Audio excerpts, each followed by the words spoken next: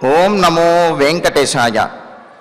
రఘుకులమణిదీపం సర్వలోకైకభూపం హృతజన పరితాపం దత్తదీనాదిగోపం ధృతమకుటకలాపం హస్త విన్యస్త చాపం కృతజలనిధికోపం నౌమి కళ్యాణరూపం.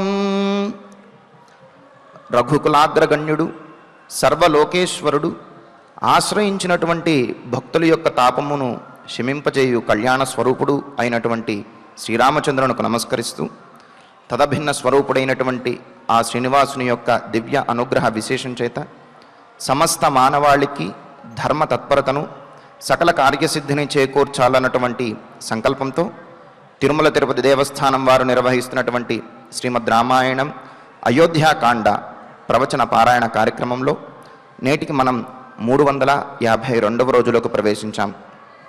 ఈ కార్యక్రమంలో ముందుగా అన్నమాచార్యుల వారి సంకీర్తన అయినటువంటి ఇదే శిరసు మాణిక్యమిచ్చి పంపే అనేటటువంటి సంకీర్తనను శ్రీమాన్ రవిచంద్ర గారు అన్నమాచార్య ప్రాజెక్టు కళాకారులు వారి బృందం యొక్క సహకారంతో ఆలపిస్తారు. శ్రవణం చేద్దాం. ఓం నమో వెంకటేశాయ.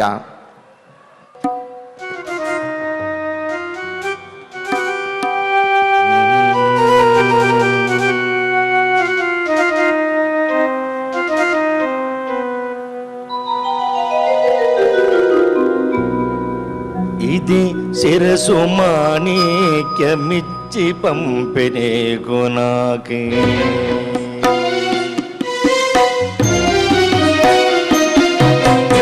ఇది శిరసు మాణిక్యమిచ్చి పంపినే గుణాకి అదనిదిగి తెచ్చి తిని అవతరించవయ్యా. ఇది శిరసు మాణిక్యమిచ్చి పంపినే గుణాకి అదనిరిగి తెచ్చి తిని అవతరించవయ్యా. ఇది శిరసు మాణిక్యమిచ్చి పంపినే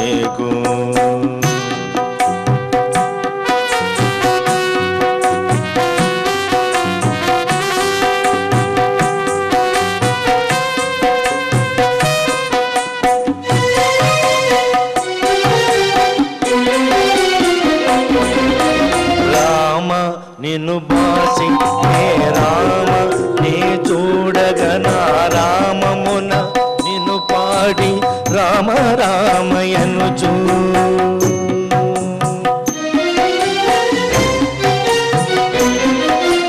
రామ నిన్ను బాసి నే రామ నీ చూడగనా రామమున నిన్ను పాడి రామ రామయను చూ ఆమెలుత సీతయని అప్పుడునే తెలిసి ఆమెలుత సీతయని అప్పుడునే తెలిసి నీ ముద్ర ఉంగరము నేనిచ్చితిని.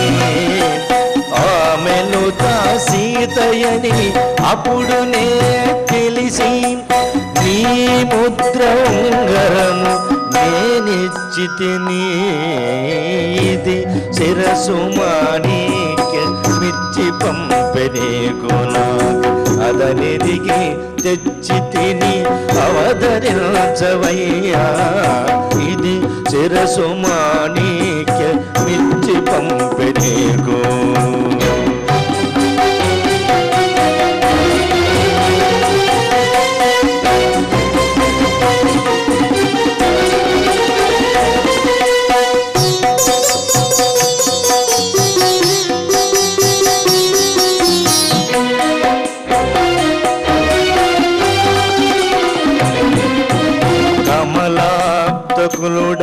నీ కమలాక్షి నీ పాద కమలములు తలపోసి కమలారి దూరి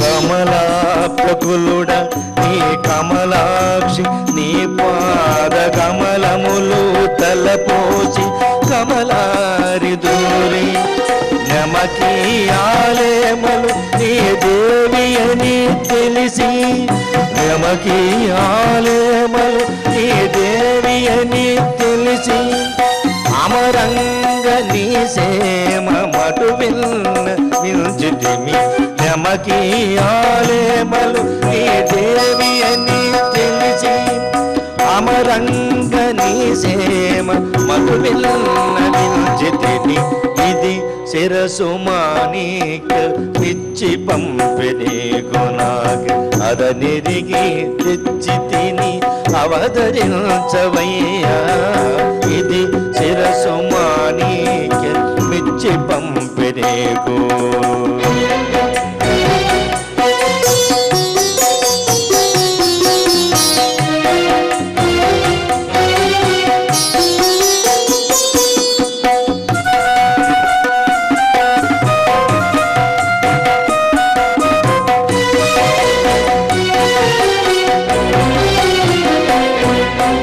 దశరథాత్మజ నీవు దశ శిరుని చంపి ఆ దశనున్న చెలికావు దశ దిశలో పొగడ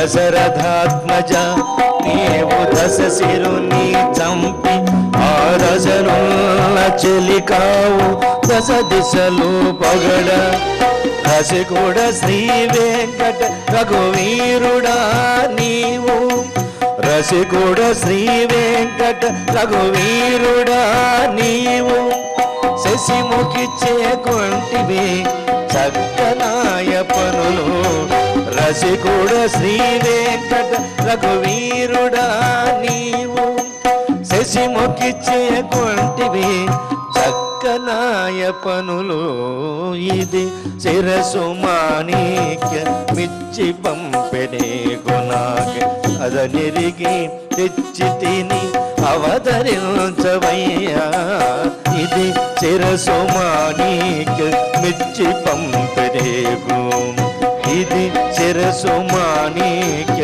మిచ్చి పంపెనేగు ఇది శిరసు మాణిక్య మిచ్చి పంపెనేగు. దివ్యమైనటువంటి సంకీర్తనను శ్రవణం చేశాం. ఇక ఇప్పుడు శ్రీ గురు ధ్యానపూర్వకంగా సంకల్ప వాక్యాలను అందరము కలిసి పలుకుతూ ఈ కార్యక్రమాన్ని ప్రారంభం చేసుకుందాం. శ్రీ గురు ధ్యానం గురుర్బ్రహ్మా గురుర్విష్ణు గురుర్దేవో మహేశ్వరః గురుః సాక్షాత్ పరం బ్రహ్మ తస్మై శ్రీ గురవే నమః. శ్రీనివాస ధ్యానం శ్రీ వెంకటాద్రినిలయః కమలాకాముకః పుమాన్ అభంగుర విభూతిర్నః తరంగయతు మంగళం. అథ సంకల్పః శ్రీమదాదివరాహ క్షేత్రే విరాజమానస్య శ్రీ పద్మావతీ జానేః అఖిలాండకోటి బ్రహ్మాండ నాయకస్య శ్రీరామచంద్ర రూపాంతరస్య భగవతః శ్రీ వెంకటేశ్వర స్వామినః సన్నిధౌ హనుమత్ సీతా లక్ష్మణ భరత శత్రుఘ్న పరివార సమేత శ్రీరామచంద్ర పరబ్రహ్మణః పరిపూర్ణానుగ్రహేణ అస్మిన్ భువనే సమస్తాధివ్యాధీనాం నివారణార్థం భారతవర్షే విద్యా విత్త వాణిజ్య కృషి వైద్య వైజ్ఞానిక దేశరక్షణాదిరంగేషు విద్యమానానాం ఆస్తిక మహాజనానాం సర్వేషాం సకుటుంబానాం आयुरारोग्यैश्वर्य सद्बुद्धीत्यादि सर्वशुभफलप्राप्त्यर्थं धर्माचरणद्वारा श्रीरामराज्यस्य पुनर्व्यवस्थापनार्थम् उद्योगार्थिनां समुचितोद्योगप्राप्त्यर्थं दम्पतीनाम् अनुकूलदाम्पत्यसिद्ध्यर्थं सन्तानस्य पितृवाक्यपरिपालनानुकूल बुद्धिप्रचोदनार्थं सकलकार्यसिद्ध्यर्थं गोसंरक्षणार्थं च श्रीमद्वाल्मीकिरामायणे अयोध्याकाण्डे यथाशक्ति श्लोकं व्याख्यानपुरःसरम् 43 सर्गश्लोकपारायणं तथा श्रीधन्वन्तरि मन्त्रपारायणं च अन्योन्यसाहाय्येन आचार्यमुखेन करिष्यामहे। श्रीवाल्मीकि प्रार्थना।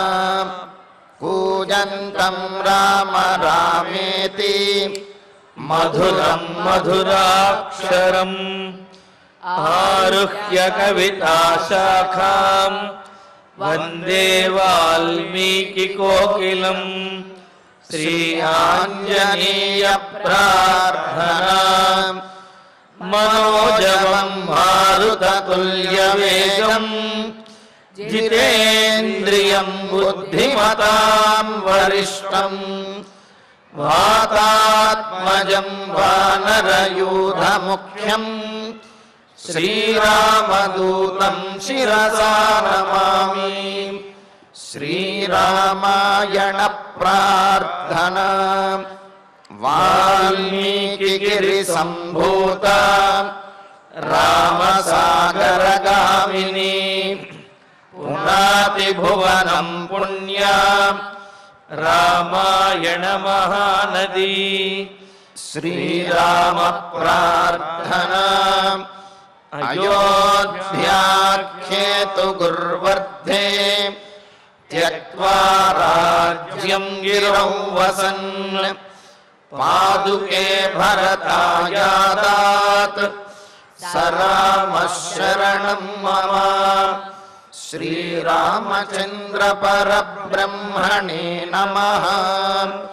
अथ श्रीमद् रामायणे आदिकाव्ये अयोध्याकाण्डे 43 सर्गः। శ్రీమన్నారాయణ చరణౌ శరణం ప్రపద్యే. శ్రీమతే నారాయణాయ నమః. శ్రీరామాయ నమః. తతః సమీక్ష్య శయనే సన్నం శోకేన పార్థివం కౌసల్యాపుత్ర శోకార్త తమువాచ మహీపతిం. దశరథ మహారాజు రామచంద్రమూర్తి దూరమైనటువంటి శోకంతో రాముడు వనవాసానికి వెళ్ళిపోయేటప్పటికీ పుత్రవియోగ దుఃఖంతో బాధపడుతూ కౌసల్యాదేవి మందిరంలోనే ఆ మందిరానికి వచ్చినటువంటి వాడై అక్కడ ఆ శయ్య మీద పడుకుని ఉండి బాధపడుతూ ఉన్నాడు. అర్ధరాత్రి గడుస్తున్నది. అప్పటికి దశరథ మహారాజు యొక్క కన్నులు చక్షువులు పనిచేయటం మానేశాయి. కౌసల్యని పిలిచి, కౌసల్య, రామునితో వెళ్ళినటువంటి నా దృష్టి ఇంకా తిరిగి రాలేదు.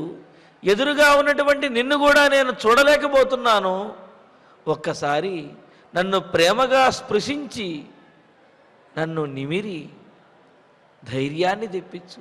నువ్వు నా దగ్గరగానే కూర్చో, నీ స్పర్శతోటి రాముని స్పర్శ కలిగినటువంటి ఆనందం నాకు కలుగుతుందేమో అని ఆమెను బ్రతిమలాడుతూ ఉంటే కౌసల్యాదేవి కూడా వెంటనే వచ్చి దగ్గరకు కూర్చుంది.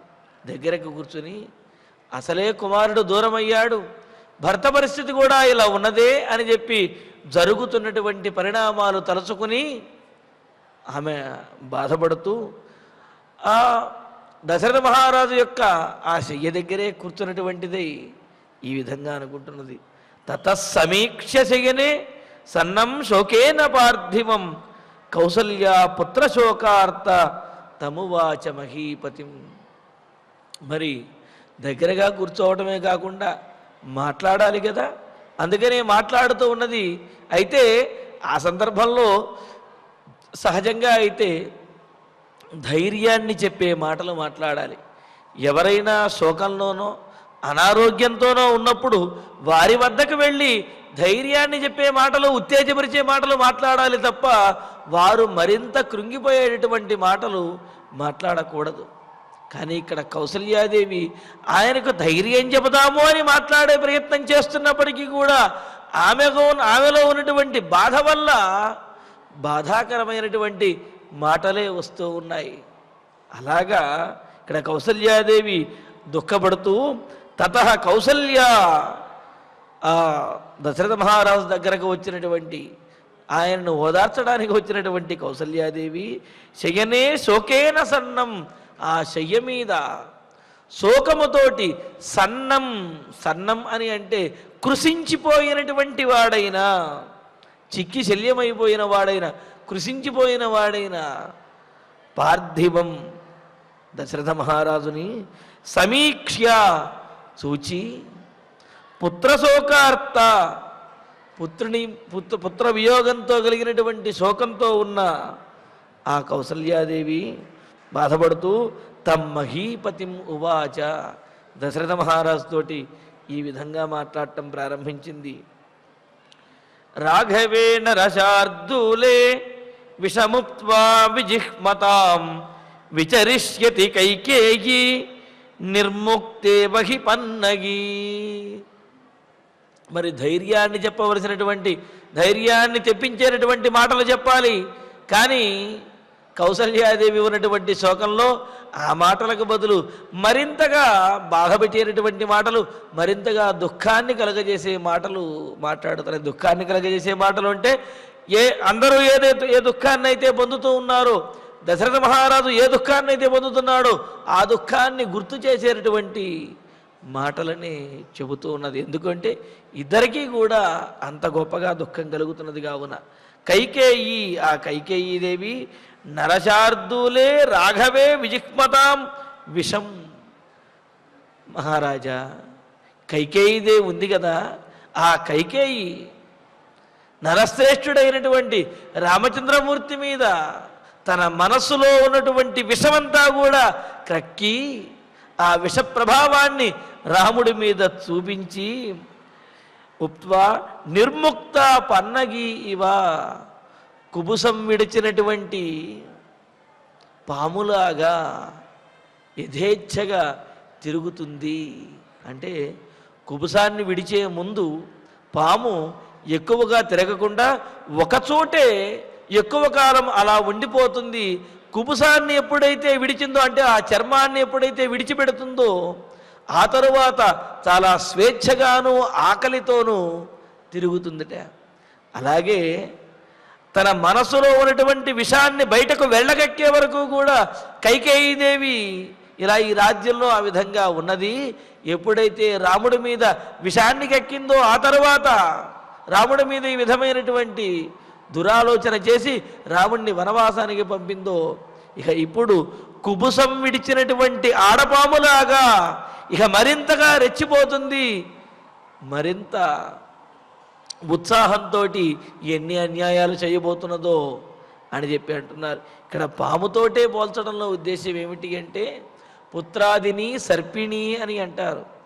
ఆ ఆడపాము ఆకలితో ఉన్నప్పుడు తన పిల్లల్నే తినేస్తుందిట, అటువంటి స్వభావం కలిగినటువంటిది.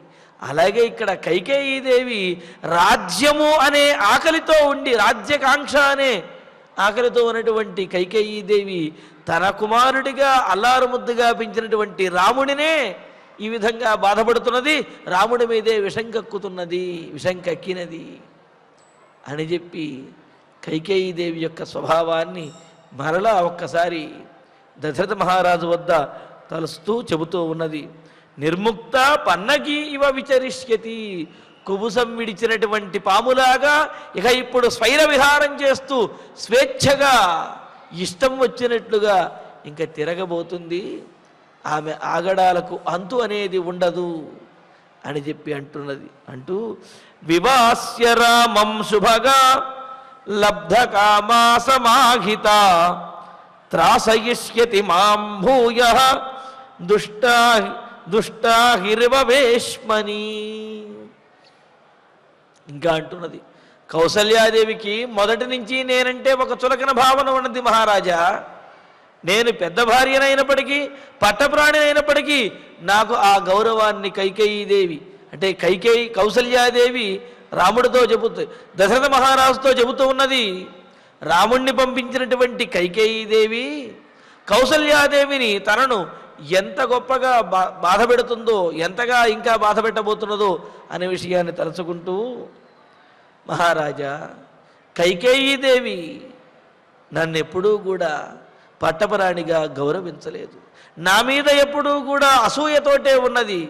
మరి అటువంటి కైకేయీదేవి ఇప్పుడు నా కుమారుణ్ణి వనవాసానికి పంపిన తర్వాత, తన కుమారుడికి రాజ్యాన్ని కట్టబెట్టుకున్న తర్వాత నా మీద ఇంకెంత రెచ్చిపోతుందో అని అంటూ, శుభగా అదృష్టము అందము కలిగినటువంటి దానిగా అహంకారంతో ప్రవర్తించేటటువంటి ఆ కైకేయీదేవి రాముడిని నా కుమారుడైనటువంటి రామచంద్రమూర్తిని వివాస్య ఇక్కడ నుంచి వెళ్ళగొట్టేసి వనవాసానికి పంపించి లబ్ధకామా సమాహిత తాను అనుకున్నటువంటి కోరికను అంటే భరతుడికి పట్టాభిషేకం చేయాలి అనే కోరికను తీర్చుకుని సమాహిత స్వస్థమైనటువంటి చిత్తము గలదై ఇక పరిపూర్ణమైనటువంటి ధైర్యంతో, ఇంతకుముందే ఆమె అంత ధైర్యంగా వ్యవహరించేది, ఇంకా పరిపూర్ణమైనటువంటి ధైర్యంతో, మితిమీరినటువంటి అహంకారంతో, వేష్మని దుష్ట అహిహి ఇవా ఇంటిలోనే పగబట్టి కాపు కాసినటువంటి పాములాగా.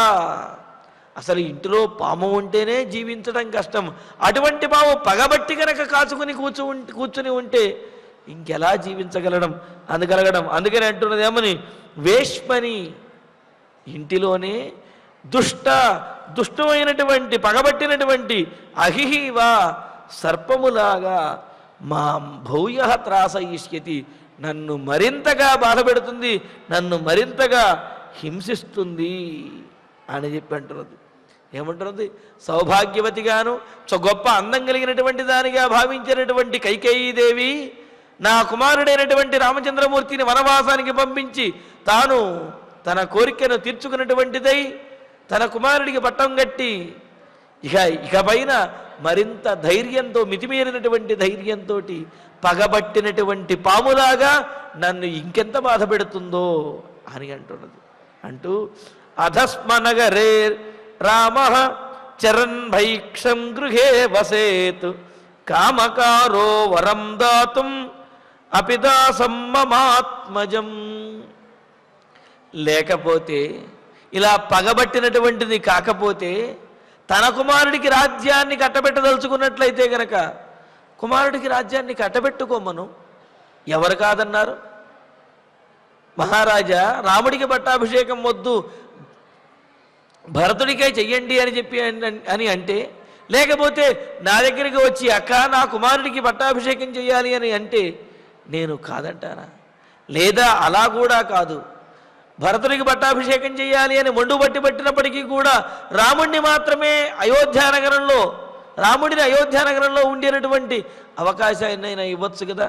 అలా ఇవ్వకుండా రాముణ్ణి దూరంగా కష్టాల పాలు చేస్తూ వనవాసానికి పంపిందంటే పగబట్టినటువంటిది కాకపోతే ఇంకెవరు? దుష్టురాలు కాకపోతే ఇంకెవరు? దుష్ట బుద్ధి కాకపోతే ఇంకెటువంటి బుద్ధి కైకేయిది అని అంటూ అథాపి భరతునికి రాజ్యం అవసరమైందనుకోండి, భరతునికి రాజ్యాన్ని ఇవ్వమనండి, నేను కాదనేది ఏముంది.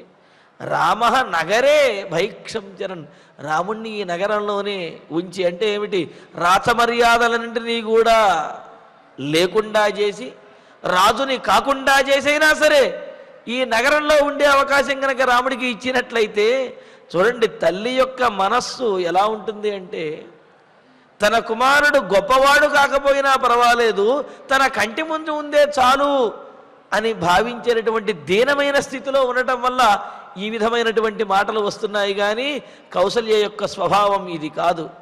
ఏమని చెప్పింది? రాముడు వనవాసానికి వెళతానంటే, ఎం పాలయసి ధర్మం స్వం ధృత్యాచ నియమేన చ సవై రాఘవ శార్దూల ధర్మస్వాం అభిరక్షతు అని చెబుతూ, రామచంద్ర, ఏ ధర్మాన్నైతే నమ్ముకుని నువ్వు ధర్మాన్ని పరిపాలిస్తూ ఉన్నావో ఆ ధర్మమే నిన్ను కాపాడుగాక, క్షేమంగా వెళ్ళి రావయ్యా అని చెప్పి రాముడిని వనవాసానికి పంపించడానికి కూడా సిద్ధమైనది.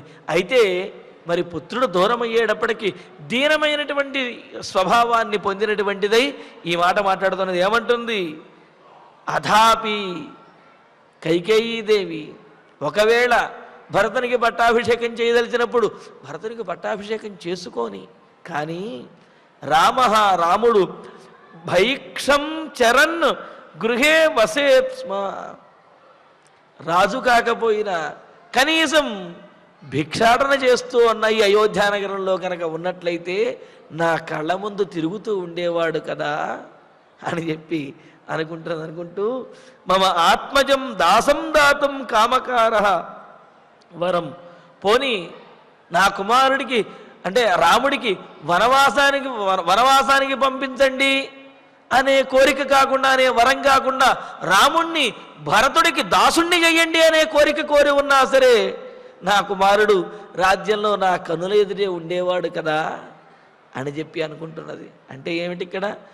ఆయన ఏ స్థితిలో ఉన్నప్పటికీ కష్టపడకుండా ఉండాలి, తన కన్నుల ఎదుట ఉండాలి అనే ఒక్క భావనతోటి మాత్రమే మాట్లాడుతున్నది తప్ప, రాముడు అయోధ్యానగరంలో ఆ విధంగా భిక్షాటనతోటో లేకపోతే దీనమైనటువంటి స్వభావంతో రాముడు తిరుగుతూ ఉంటే ప్రజలు చూడగలరా? దశరథులు చూడగలరా? కౌసల్యాదేవి చూడగలదా? లేకపోతే రాముడు భరతునికి దాసునిగా ఉంటాను అంటే అసలు భరతుడే సహించడు కదా. కాకపోతే కౌసల్యాదేవి యొక్క ఆ దీనమైనటువంటి స్థితి ఆమెతో ఈ విధంగా మాట్లాడే విధంగా చేస్తున్నది. ఏమంటున్నది? ఏదో ఒక కారణంతో, అది ఉచ్చస్థితిలోనైనా సరే లేకపోతే మరొక రకమైనటువంటి స్థితిలోనైనా సరే, రాముడు ఈ అయోధ్యానగరంలోనే నా కన్నుల ముందే కనుక ఉన్నట్లయితే అది కొంత మెరుగ్గా ఉండేది కదా. ఆ కైకేయి కోరేటటువంటి వరమేదో రాముడి వనవాసమని కాకుండా భరతుడికి సేవకుడిగా దాస్యం చెయ్యాలి అని కోరి ఉన్నా సరే నా కన్నుల ఎదుటే ఈ అయోధ్యానగరంలోనే ఉండేవాడు కదా. అలా కూడా కోరకుండా ఆ కైకేయి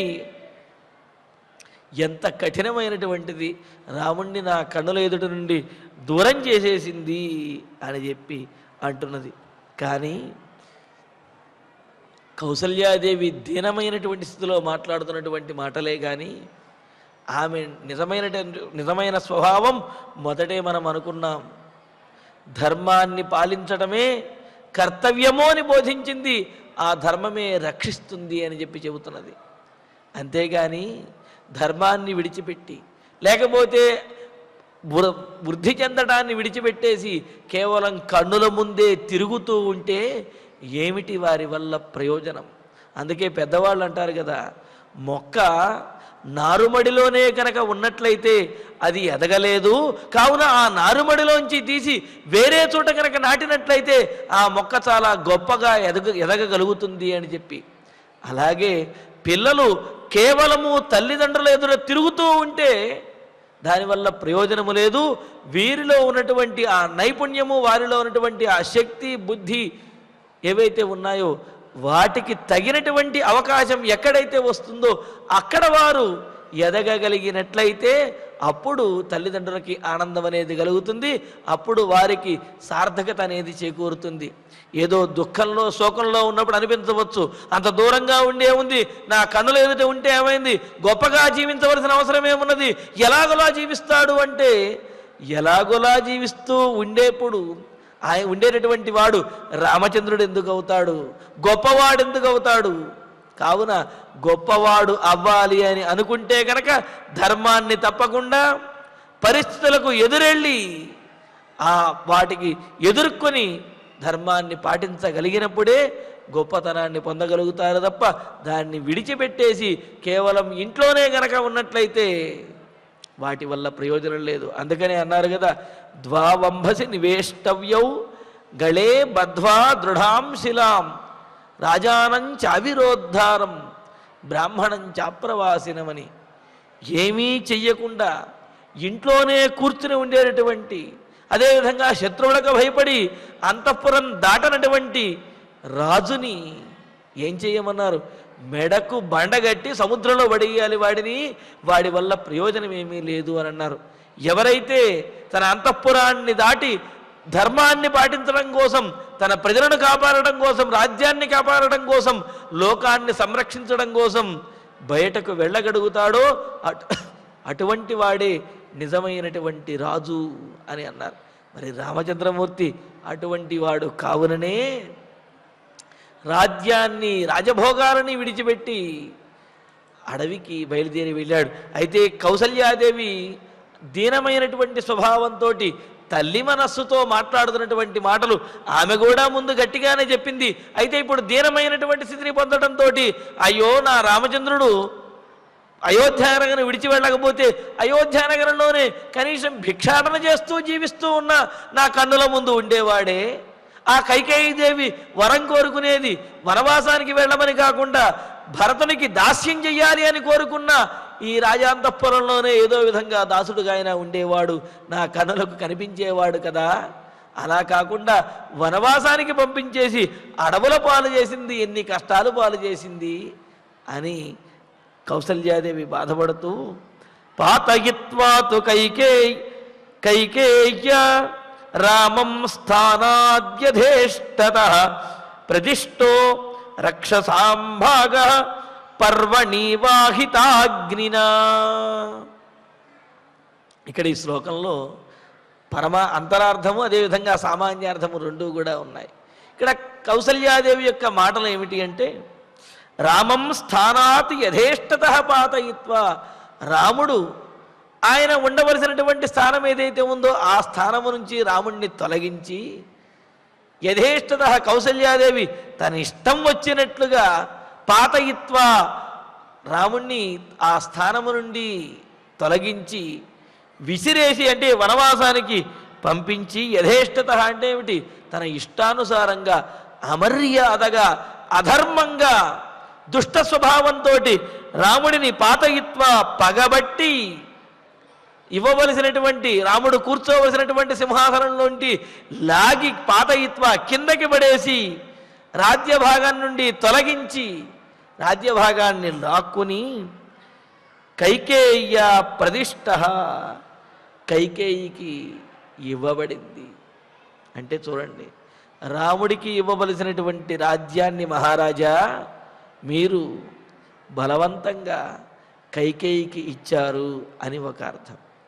కైకేయీదేవి రాముడికి దక్కవలసినటువంటి రాజ్యము నుండి, ఆ సింహాసనం నుండి బలవంతంగా అమర్యాదగా రాముడిని సింహాసనం నుండి పడదోసి లాక్కుని ఆమె వనవాసానికి పంపించేసింది. ఎలా పంపించేసిందో తెలుసా అది? అంటూ దానికి మంచి ఉదాహరణ చెబుతూ ఉన్నది. ప్రదిష్ట కైకేయికి ఇచ్చేశారు. ఎలాగంటే, ఆహితాగ్నిన పర్వణి భాగ రక్షసాం ఇవ, పర్వదినములలో ఇష్టులు చేసేటటువంటి ఆహితాగ్నులు అంటే, ఆహితాగ్నులు అంటే అగ్నిని స్వాధీనం చేసుకుని ప్రతిరోజు కూడా అగ్నిని ఆరాధించేవారు, నిత్యాగ్నిహోత్రం చేసేటటువంటి వారు, వారిని ఆహితాగ్నులు అని అంటారు.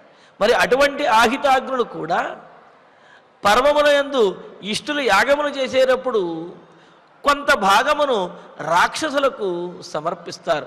ఆ భాగం కూడా ఆ ధాన్యము మీద ఉన్నటువంటి త్వచము, ఊక అని అంటాం కదా, అటువంటి దాన్ని రాక్షసుల కోసము అని చెప్పి సమర్పించేస్తారు. దేవతలకు ఆవిర్భాగాలు సమర్పించి వాటితో పాటుగా ఈ ధాన్యం మీద ఉన్నటువంటి ఊక వంటి పదార్థాన్ని రాక్షసులకు ఆహారంగా హవిస్సులుగా వారికి సమర్పిస్తారు. అదేవిధంగా అంటే ఏమిటి, ధాన్యము తీయబడినటువంటి ఊకని రాక్షసులకు ఏ విధంగా అయితే ఆహితాగ్నులు సమర్పిస్తారో అదేవిధంగా రాజ్యము నుండి తొలగించబడినటువంటి రాముడిని అడవుల పాలు చేశారు. అడవులలో రాక్షసులకి రాముణ్ణి ఇచ్చారు. అంటే అడవుల్లో మరి రాక్షసులు ఉంటారు కదా, అలాగా రాముణ్ణి అడవుల పాలు చేసి రాక్షసుల పాలు చేశారు అని అన్నారు. అంటే ఇక్కడ ఆహితాగ్నులు అంటే గొప్పవాళ్ళు. అలాగే దశరథ మహారాజు కూడా చాలా గొప్పవాడు. ఆహితాగ్నులు తమ యజ్ఞంలో దేవతలకి ఆహుతులను సమర్పిస్తూ ఉంటారు. అలాగే వారికి అనేకమైన ఆహుతులు సమర్పించిన తరువాత రాక్షసులకు కూడా ఆహుతిని ఇస్తారు. అలాగే ఇక్కడ దశరథ మహారాజు కూడా దేవతలకు ఆహుతులు సమర్పించి వారిని మెప్పించినట్లుగా రాముడిని దేవకార్యం కోసం వినియోగించాలి, అదేవిధంగా లోక కళ్యాణం కోసం ప్రజల కోసమని వినియోగించాలి, కానీ రాక్షసుల పాలు చెయ్యవచ్చునా అన్నట్లుగా ఇక్కడ కౌసల్యాదేవి అంటున్నది. ఆహితాగ్ని తమ వద్ద తాము ఆ ధాన్యము నుండి తీసినటువంటి త్వచము ఆ ఊకని రాక్షసులకు సమర్పించినట్టుగా దశరథ మహారాజా మీరు రామచంద్రమూర్తిని రాక్షసుల పాలు చేశారు, అడవికి పంపించారు, ఇదేం న్యాయము అని చెప్పి అంటూ ఉన్నదన్నమాట. ఇక్కడ చూడండి, విశేషం ఏమిటంటే కైకేయ్యా రామం స్థానాత్ యథేష్టతః పాతయిత్వా, కైకేయి ద్వారా రాముడిని మీరు సింహాసనము నుండి తొలగించి రక్షసాం భాగ ప్రతిష్ఠ, రాక్షసులకు భాగంగా ఇచ్చారు. ఆ రాక్షసులు రాముణ్ణి హింసించకుండా ఉంటారా అని అంటున్నది కౌసల్యాదేవి. అంతేకాదు కైకేయ్య రామ స్థానాత్ పాతయిత్వా రక్షసాం భాగ యథేష్టతః ప్రతిష్ఠ. అంటే ఇక్కడ అర్థం ఏమిటంటే రాక్షసుల పాలు చేశారు అనేది రాక్షసులకు ఆహారంగా ఇచ్చినట్లుగా రాక్షసులు హింసించడానికి రాముణ్ణి పంపించారు, ఆ రాక్షసులు నా కుమారుణ్ణి ఎంత హింసిస్తారో అన్నట్లుగా ఈమె బాధపడుతూ ఉన్నది. కానీ దీంట్లో పరమార్థం ఏమిటి అంటే కైకేయి కారణంగా రక్షసాంభాగ రాక్షసులను ఎదుర్కోవడానికి, రాక్షస సంహారం చెయ్యటానికి రాముడిని వనవాసానికి పంపించారు అనేది ఇందులో ఉన్నటువంటి పరమార్థం. అయితే కౌసల్యాదేవి మాత్రం సామాన్యమైన అర్థంలోనే మాట్లాడుతున్నది. ఆ అర్థంలోనే అసలైనటువంటి విశేషార్థం కూడా ఉన్నది. అంటే ఏమిటి, అసలు రాముడు వనవాసానికి వెళ్ళింది దేనికోసం?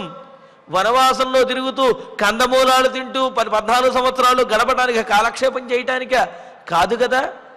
ఆ వనవాసంలో ఉన్నటువంటి అరణ్యంలో ఉన్నటువంటి రాక్షసులందరినీ కూడా సంహరించడానికి రాముణ్ణి వనవాసానికి పంపడం జరిగింది. కావున ఇక్కడ కౌసల్యాదేవి మాటల్లో సామాన్యార్థమైతే కనుక నా కుమారుణ్ణి రాక్షసుల పాలు చేశారు, నా కుమారుణ్ణి అడవుల పాలు చేశారు అనేది సామాన్యమైన అర్థమైతే, ఆ అడవిలో ఉన్నటువంటి రాక్షసులని సంహరించడానికి రాముడు వనవాసానికి పంపించబడ్డాడు అనేది విశేషమైనటువంటి అర్థం అన్నమాట. ఇలాగా మరి రాముణ్ణి వనవాసానికి పంపించారు రామచంద్ర, దశరథ మహారాజా రాముణ్ణి విధంగా పంపించారు అని కౌసల్యాదేవి దశరథునితో చెబుతూ, గజరాజ గతిర్వీర మహాబాహుర్ధనుర్ధర వనమావిశతే నూనం సభార్య సహ లక్ష్మణ. గజరాజగతి, ఈ అంతఃపురంలో చక్కగా ఎంతో ఠీవితోటి, రాజఠీవితో గంభీరంగా నడుచుకుంటూ వెళ్ళే రామచంద్రమూర్తి వీరుడైనటువంటి వాడు. అంటే ఏమిటి, దాన ధర్మ పరాక్రమేషు, దానం చేయటంలోనూ ధర్మాన్ని ఆచరించడంలోనూ యుద్ధం చేయటంలోనూ కూడా వెనుకడుగు వేయనటువంటి వాడైన వీరుడైనటువంటి వాడు, అలాగే మహాబాహు గొప్ప బాహుబల సంపన్నుడు అయినటువంటి ధనుర్ధర విలుకాడు అయినటువంటి ధనస్సును ధరించే కోదండపాణి అయినటువంటి ఆ రామచంద్రుడు సభార్య సహలక్ష్మణ నూనం వనం ఆవిశతే, భార్యతో కూడినటువంటి వాడై, తమ్ముడైనటువంటి లక్ష్మణుడితో కూడినటువంటి వాడై ఇప్పటికీ వనంలో ప్రవేశించే ఉంటాడు, వనవాసంలోకి వెళ్ళే ఉంటాడు అని అంటున్నది. ఇక్కడ కూడా వనానికి వెళ్ళాడు అని బాధపడటం అనేది ఒక అర్థమైతే, గజరాజగతి అనే దానికి అర్థం ఏమిటి అంటే, గజము అరణ్యంలో నడిచేటప్పుడు దానికి ప్రత్యేకమైనటువంటి మార్గాన్ని ఏర్పాటు చేయవలసిన అవసరం లేదు. ఏనుగు ఎటు నడిస్తే అదే మార్గము, దాని యొక్క మార్గానికి అడ్డు అనేది ఉండదు. ఏనుగు నడిచిన తర్వాత ఆ వెనకాల వచ్చే వాళ్ళకి మార్గం అనేది ఏర్పడుతుంది. ఎందుకు అంటే దేనిని కూడా ఏనుగు లెక్క చేయదు, ఆ విధంగా ముందుకు వెళుతుంది. అలాగే ఆ అరణ్యవాసంలో తిరుగులేనటువంటి వాడై ధనుర్బాణములు ధరించినటువంటి రామచంద్రమూర్తి తన పరాక్రమాన్ని చూపిస్తూ ఆ వనంలో ఎదురు లేకుండా, అడ్డు అనేది లేకుండా గజరాజ గమనముతోటి ముందుకు సాగుతూ ఉంటే అక్కడ ఉన్నటువంటి మునులు వాళ్ళందరికీ కూడా ఆనందాన్ని కలుగజేస్తూ ఉంటారు.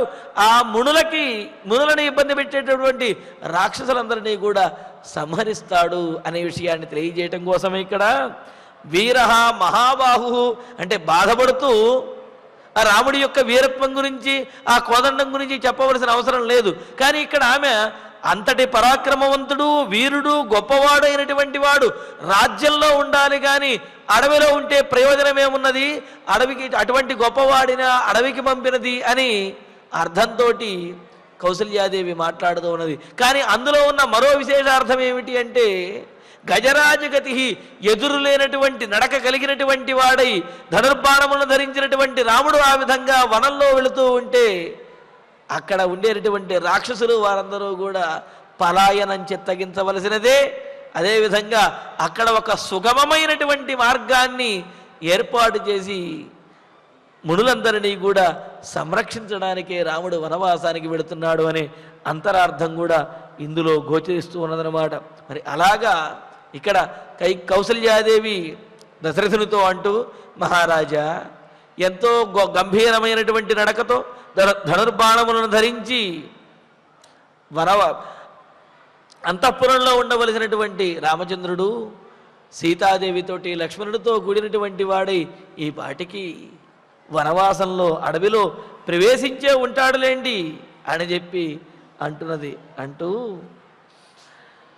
వనే వనే త్వదృష్ట దుఃఖానాం కైకేయ్యానుమతే త్వయా త్యక్తానాం వనవాసాయ కాన్వవస్థా భవిష్యతి. అడవికి వెళ్ళాడు అంటే నా కుమారుడికి ఏమైనా వనవాసం అలవాటు ఉన్నదా? చిన్నప్పటి నుండి కూడా చక్కగా ఈ అంతఃపురంలో రాజభోగాలను అనుభవిస్తూ జీవించినటువంటి వాడు, వనవాసం ఆ వనవాస కష్టములనేవి తెలియనటువంటి వాడు అని అంటున్నది ఇక్కడ. అదృష్ట దుఃఖానం ఎన్నడూ లేనటువంటి దుఃఖములు. వనవాసం రాముడికి వనవాసం చేయటం అలవాటు లేదేమో కానీ వనంలో విశ్వామిత్రుడితో తిరిగినటువంటి అనుభవం అనేది ఉన్నది కదండి. అది ఉండగా మరలా ఇప్పుడు నా కుమారుడు ఎప్పుడు కూడా వనవాసం చేయనటువంటి వనవాసం చేసినటువంటి అనుభవం నా కుమారుడికి లేదు అని చెప్పి కౌసల్యాదేవి ఎలా అంటుంది అని అంటే, అందుకనే ఇక్కడ ఏమంటున్నది, అదృష్ట దుఃఖానా, ఇంతకు ముందు ఎన్నడూ కూడా చూడనటువంటి దుఃఖములను పొంది. అంటే ఏమిటి? కేవలం వనవాసం చేయటం దుఃఖం కాదు, వనవాసంలో రాముడికి అంతకు మించినటువంటి దుఃఖమేదో కలగబోతున్నది అనే విషయాన్ని కౌసల్యాదేవి మాటల్లో ఇక్కడ మనకు కవి సూచిస్తూ ఉన్నారు. అందుకని అదృష్ట దుఃఖానం ఎన్నడూ ఎరుగనటువంటి, ఎప్పుడూ చూడనటువంటి దుఃఖములను పొంది కైకేయ్య అనుమతే స్థితేన, కైకేయీదేవి యొక్క అనుజ్ఞతోటి, మీ ఆజ్ఞతోటి వనవాసానికి వెళ్ళినటువంటి ఆ రామచంద్రమూర్తి త్వయా వనవాసాయ త్యక్తానాం వనే కాను అవస్థ, నీ చేత వనవాసానికి పంపించబడినటువంటి సీతారామ లక్ష్మణులకి ఆ వనంలో ఎన్ని అవస్థలు కలుగుతాయో, ఇంతకు ముందు చూడనటువంటి ఎన్ని దుఃఖములని వారు చూడవలసి వస్తుందో కదా. ఎంతటి కష్టం వస్తున్నది నా కుమారుడికి, నా కోడలికి, అదేవిధంగా లక్ష్మణునికి అని చెప్పి కౌసల్యాదేవి బాధపడుతూ అంటున్నదన్నమాట. అదృష్ట దుఃఖానం అనే దానికి అది అర్థం. అంటే ఏమిటి? ఇంతవరకు కూడా ఎప్పుడు వనవాసం చూడని వాడు అంటే అది పొసగదు. ఎందుకు అంటే చిన్నప్పుడే విశ్వామిత్రుడితో పాటు అడవిలో తిరిగి చక్కగా విజయవంతంగా సిద్ధాశ్రమంలో విశ్వామిత్రుని యొక్క యాగాన్ని సంరక్షించినటువంటి వాడు రామచంద్రమూర్తి. కావున వనంలో తిరగటం అలవాటు లేనటువంటి వాడని అర్థం కాదు. వనవాసము, ఆ వనవాసానికి మించినటువంటి ఎన్నడూ ఊహించినటువంటి కష్టములను పొందబోతున్నాడు నా కుమారుడు రామచంద్రమూర్తి. ఎంత కష్టం ఇది! ఇది అంతటికీ కారణం ఎవరో తెలుసా? దశరథ మహారాజా కైకేయీదేవి ఆమెడ ప్రేరణతోటి అనుజ్ఞ ఇచ్చి పంపించినటువంటి మీరు అని చెప్పి కౌసల్యాదేవి బాధలో దశరథ మహారాజుని మరింతగా బాధపెడుతూ తేరత్రహీనాస్తరుణా ఫలకాలే వివాసితా కథం వత్స్యంతి కృపణా ఫలమూలై కృతాశనా. సహజంగా సంతానం విషయంలో వాళ్ళు తల్లిదండ్రులకి ఏమీ చేసినా చెయ్యకపోయినప్పటికీ కూడా తల్లిదండ్రులు మాత్రము వారికి ఏదో ఫలాన్ని ఇవ్వాలి, తాము సంపాదించి తాము కష్టపడి తమ కుమారులకు లేకపోతే తమ సంతానానికి ఏదో ఇవ్వాలి అని చెప్పి కోరుకుంటారు.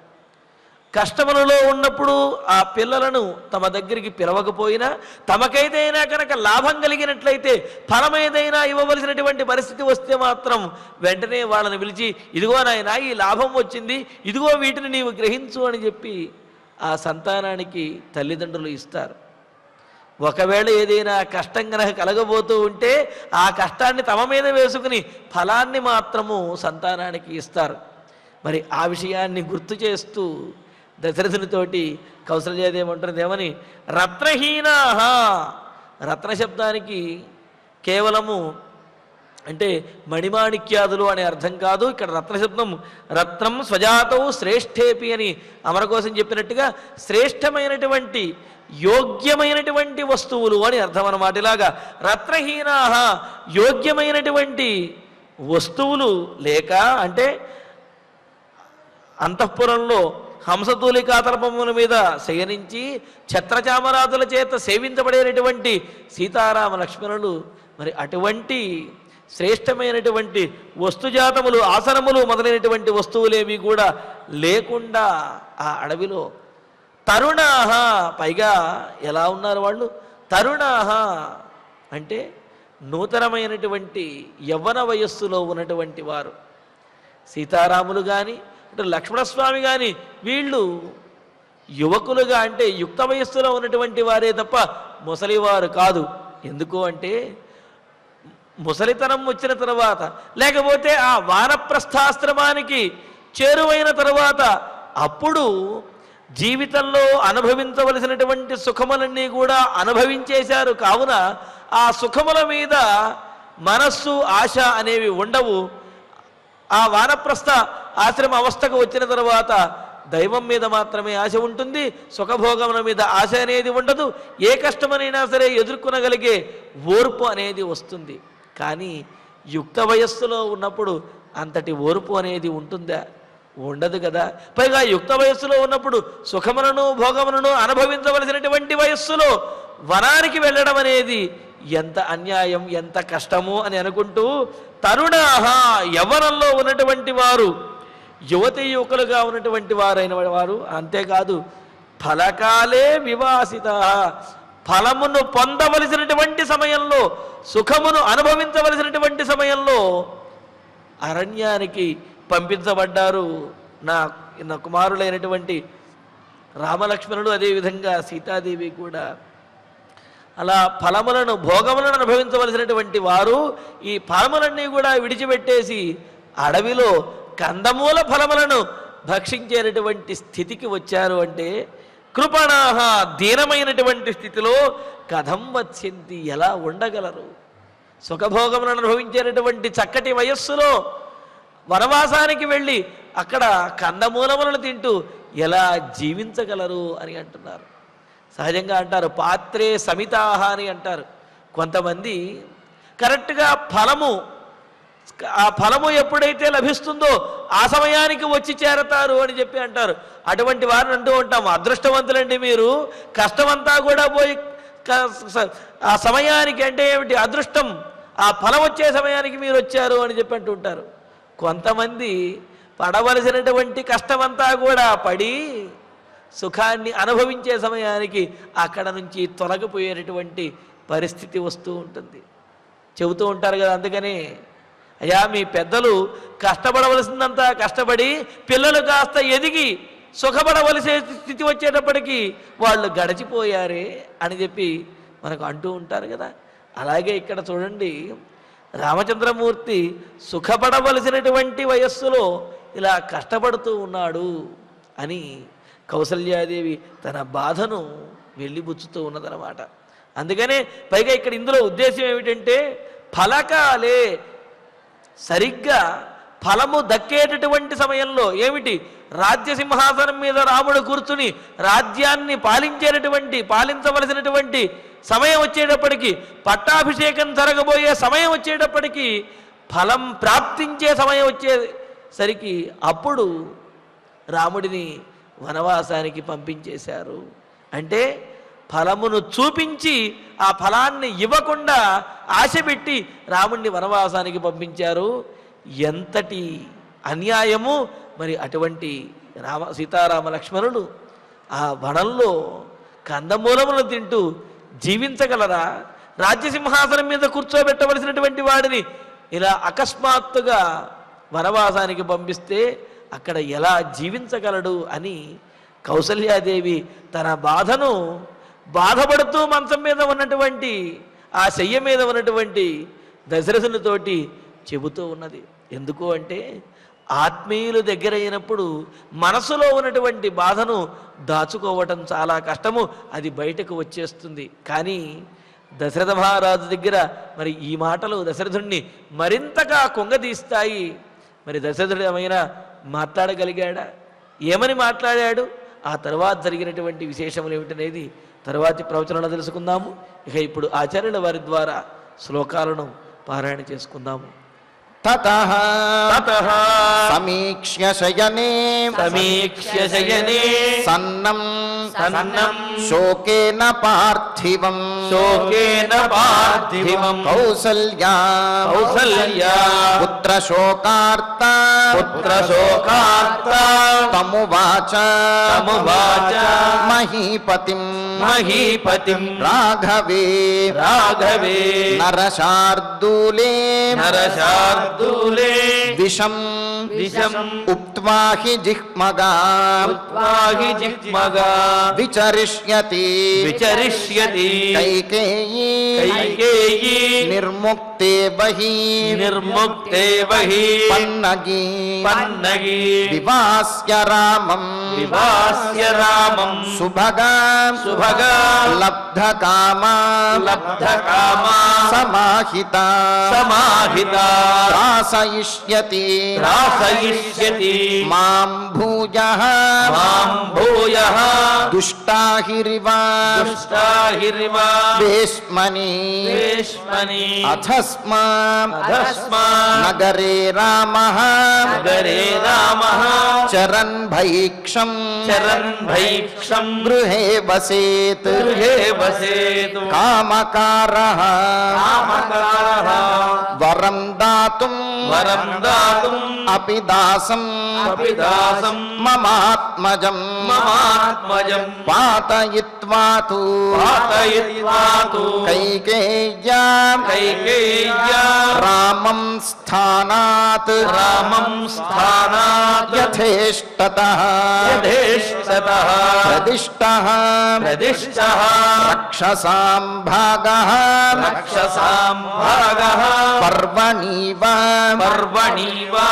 ఆహితాగ్నినా ఆహితాగ్నినా గజరాజగతిః గజరాజగతిః వీరః వీరః మహాబాహుః మహాబాహుః ధనుర్ధరః ధనుర్ధరః వనం వనం ఆవిశతే నూనం ఆవిశతే నూనం సభార్యః సభార్యః సహ లక్ష్మణః సహ లక్ష్మణః వనేతు వనేతు అదృష్ట దుఃఖానాం అదృష్ట దుఃఖానాం కైకేయ్యా కైకేయ్యా అనుమతే త్వయా అనుమతే త్వయా యక్తానాం యక్తానాం వనవాసాయ వనవాసాయ తాన్వవస్థా తాన్వవస్థా భవిష్యతి భవిష్యతి తే రత్నహీనాః రత్నహీనాః తరుణాః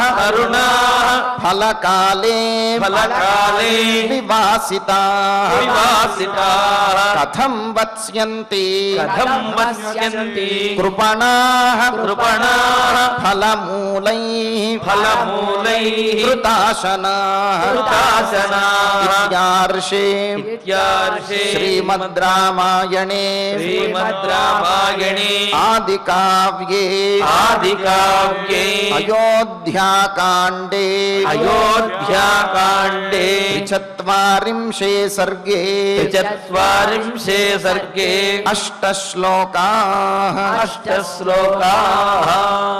ఫలశ్రుతి నుండి మంగళాంతం వరకు అందరము కలిసి పఠిద్దాం. ఫలశ్రుతి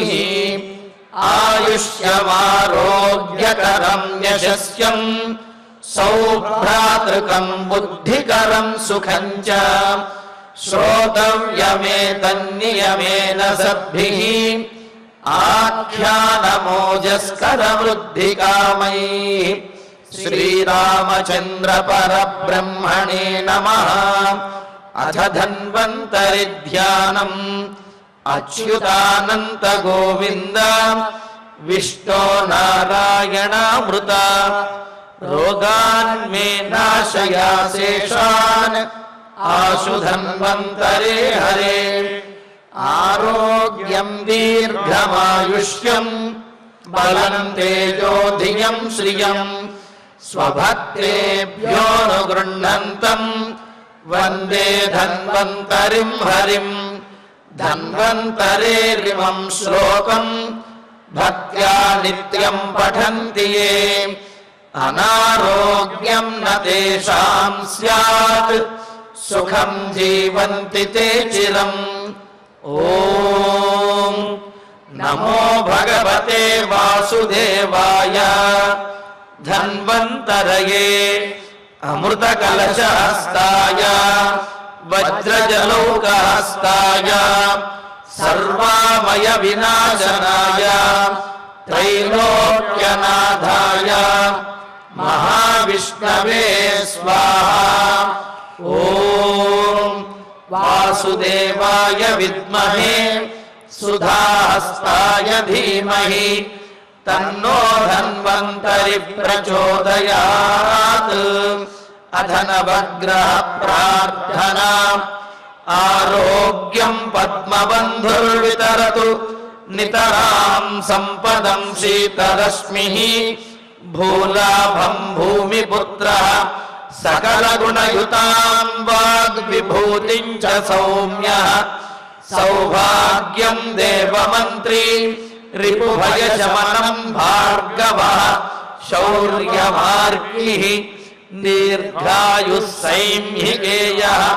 విపులతరయశః కేతుః ఆచంద్రతారం. అరిష్టాని ప్రణశ్యంతు దురితాని భయాని చ. శాంతిరస్తు శుభం మేస్తు గ్రహాః కుర్వంతు మంగళం. అథ క్షమా ప్రార్థనా. యదక్షరపదభ్రష్టం మాత్రాహీనం చ యద్భవేత్ తత్సర్వం క్షమ్యతాం దేవ. నారాయణ నమోస్తుతే. అథ భగవత్సమర్పణం.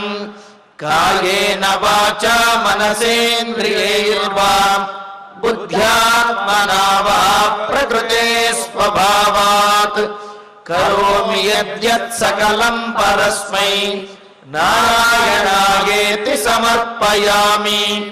अधमङ्गलं श्रियकान्ताय कल्याणनिधये निधयेऽर्धिनाम् श्रीवेङ्कटनिवासाय श्रीनिवासाय मङ्गलम्।